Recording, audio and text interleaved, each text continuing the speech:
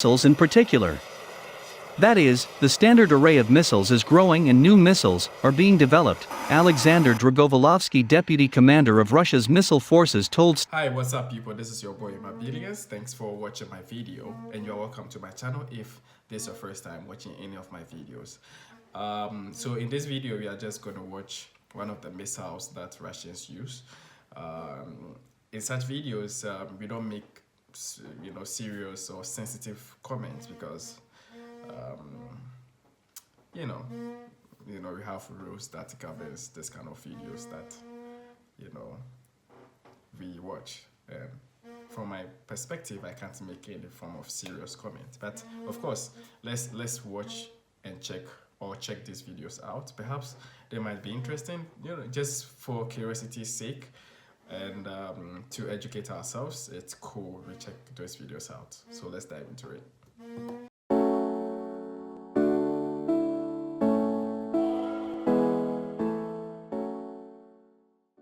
These are most fearsome mobile short-range ballistic missile system used by the Russian.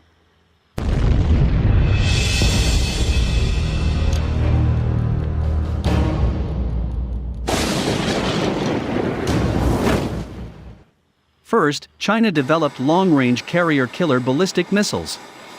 Now, Russia's Iskander ballistic missile system may have the same mission. In late July and early August, Russia conducted 2 simulated electronic launches of the 9K-720 Iskander-m, NATO code name, SS-26 Stone, against ships in the Black Sea, according to Russian media. An electronic launch likely means a field combat simulation where the missile unit prepares and performs all procedures for a real-world launch without firing a live missile, explains the Russian Defense Policy blog. But exactly which missile did Russia pretend to launch? The Iskander, developed in the 1970s as a replacement for the Scud, is a road-based mobile launch system that can fire several models of ballistic and cruise missiles. The Iskander-m is a single-stage ballistic missile, armed with a conventional or nuclear warhead, and a range of 500 kilometers, 311 miles. However, the Russia Beyond news site describes how the Iskander system can fire anti-ship versions of the R-500 caliber cruise missiles with a range of 500 kilometers, 311 miles.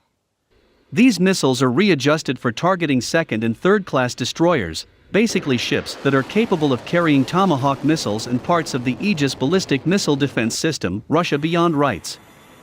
Ships of this class, aside from the USS Ticonderoga, act as the main launching pads for Washington's precision-guided prompt global strikes. The anti-ship missiles can fly towards their targets at 2,000 kilometers per hour, 1,243 miles. They also skirt above the water, at an altitude of only 5 to 10 meters, 16 to 33 feet, which means hitting it with any sort of sea-based anti-missile defense systems is practically impossible.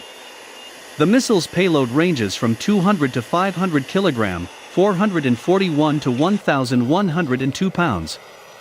The lighter ones normally target destroyers, while the heavier ones are intended for cruisers. There's no running from these assassins, Russia Beyond dramatically declares. In fact, a missile traveling at slower than Mach 2 can be shot down by missiles or point defense cannon. But the implications of the Russian tests and the publicity in the Russian media is clear. Russia is sending a message that it can use ballistic missiles, or at least ballistic missile launchers, as anti-ship weapons. If this sounds familiar, it is. While China may copy a lot of Russian weapons, Russia may be taking a page from China's carrier-killer missiles, which are modified DF-26 intermediate-range ballistic missiles. Though the DF-26 has the U.S. Navy worried for the safety of its aircraft carriers, ship-killing ballistic missiles are still an untested weapon, dogged by questions such as their ability to long-distance moving targets like a ship. But also note that the DF-26 has an estimated range of 2,500 miles, much greater than a Caliber or an Iskander-m. A 300-mile missile may be a useful coastal defense weapon in confined waters like the Baltic or Black Seas, enabling Russia to prevent NATO ships from getting too close to its territory. But it's not a long-range access denial weapon. The obvious question is, if Russia can launch short-range anti-ship cruise missiles from ballistic missile launchers, then why not long-range ballistic missiles like China does? A major stumbling block would be whether these long-range anti-ship missiles, because they could potentially carry nuclear weapons, would violate US-Russian arms control treaties. Nonetheless, it would not be surprising to learn down the road that Russia has developed its own carrier-killer ballistic missiles. The 9K720 Iskander-m, known in NATO parlance as the SS-26 Stone, is a potent short-range ballistic missile. While export versions of the missile have a range of 280 kilometers and payload of 480 kg, the weapons destined for domestic service have a range 500 kilometers, according to Global Security. Other sources such as the Missile Threat Project estimate that the domestic version of the Iskander has shorter range of about 400 kilometers and payload of about 700 kg. Either way, that means that the nuclear-capable Iskander-m complies with the limitations of the Intermediate-Range Nuclear Forces (INF) Treaty. Nonetheless, the missile effectively replaces the OTR-23 Oka SS-23 Spider nuclear-tipped ballistic missile, which was eliminated by the INF Treaty.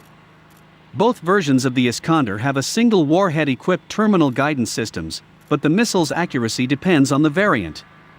According to Missile Threat, a purely inertially guided variant would have a 200m circular probability of error accuracy, but coupled with GPS or GLONASS, that could be reduced to 50m or less. If those systems were supplemented by radar or electro-optical sensors, the Iskander's accuracy could be better than 10m. The Iskander can be equipped to carry a variety of warheads types. These include a high explosives (HE) variant, submunition dispenser variant, fuel-air explosive variant, and a HE penetrator variant. The Russian domestic variant can also be used to deliver a nuclear payload. That means the Iskander is a versatile weapon. The Iskander was designed to evade missile defenses. According to Missile Threat, the weapon can maneuver at more than 30 G during its terminal phase. It's also equipped with decoys to spoof interceptor missiles. As such, the Iskander is extremely difficult to intercept with current missile defense technologies. The Iskander is not a strategic weapon, it's a tactical ballistic missile. During combat operations, it would be used to destroy both stationary and moving targets. Targets would range from surface-to-air missile batteries, enemy short-range missiles, airfields, ports, command and communication centers, factories, and other hardened targets. It's because of the missile's ability to overcome missile defenses that Moscow has placed Iskander-m launchers in Kaliningrad. The weapon affords Russia the ability to use its Baltic exclave to threaten US missile defense installations in Poland and more generally to intimidate its neighbors. It's probably why Russia deployed the weapon to Syria, if the reports of the missile's presence are correct. Meanwhile, Russia has not stopped development work on Iskander upgrades. New missiles are being developed for the system. This system, the Iskander-m, has a great potential for modernization, which is happening in terms of armaments and missiles in particular. That is, the standard array of missiles is growing and new missiles are being developed, Alexander Dragovolovsky, deputy commander of Russia's missile forces, told state-owned Sputnik in November 2015.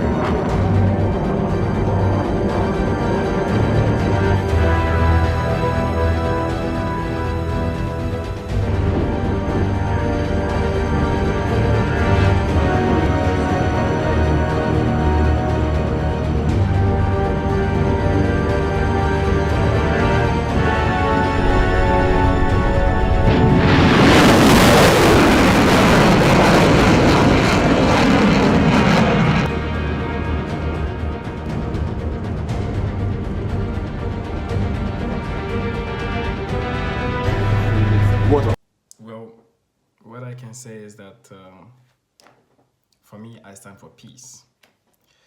And at the long run, if things doesn't go away, this missiles is going to be used on people, our fellow people. So of course, I just hope that these kind of weapons are not used, but just for documentary purposes, you know.